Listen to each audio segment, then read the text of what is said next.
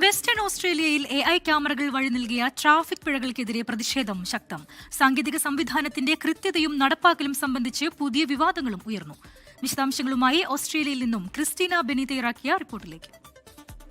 Western ഓസ്ട്രേലിയയിൽ artificial intelligence അടിസ്ഥാനമാക്കിയുള്ള traffic ക്യാമറകൾ വഴി ചുമത്തപ്പെട്ട പിഴകളിൽ ലക്ഷക്കണക്കിന് ഡോളർ മൂല്യമുള്ള തുക ഡ്രൈവർമാർ വിജയകരമായി അപ്പീൽ ചെയ്ത് ഒഴിവാക്കി.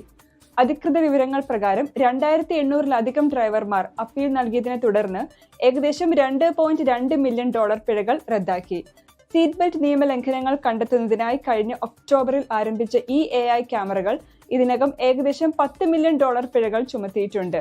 കഴിഞ്ഞ 6 മാസത്തിനിടെ മാത്രം 54,000-ലധികം പിഴ നോട്ടീസുകൾ ഡ്രൈവർമാർക്ക് നൽകിയതായി റിപ്പോർട്ടുകൾ വ്യക്തമാക്കുന്നു. എന്നാൽ ഈ സംവിധാനത്തിന്റെ കൃത്യതയെക്കുറിച്ച് ആശങ്കകൾ ഉയരുന്നുണ്ട്.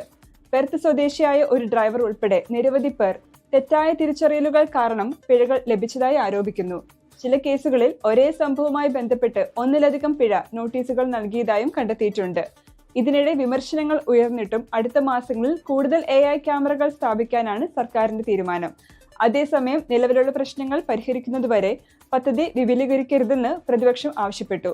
AI ക്യാമറകളുടെ ഉപയോഗം റോഡ് സുരക്ഷ മെച്ചപ്പെടുത്തുന്നതിന് സഹായകരമാകുമ്പോഴും കൃത്യതയും നീതിപൂർണമായ നടപ്പാക്കലും ഉറപ്പാക്കേണ്ടതിന്റെ ആവശ്യകതയാണ് ഇപ്പോഴത്തെ വിവാദം ചൂണ്ടിക്കാണിക്കുന്നത്. ക്രിസ്റ്റീന ബെന്നി, 24 ഓസ്ട്രേലിയ.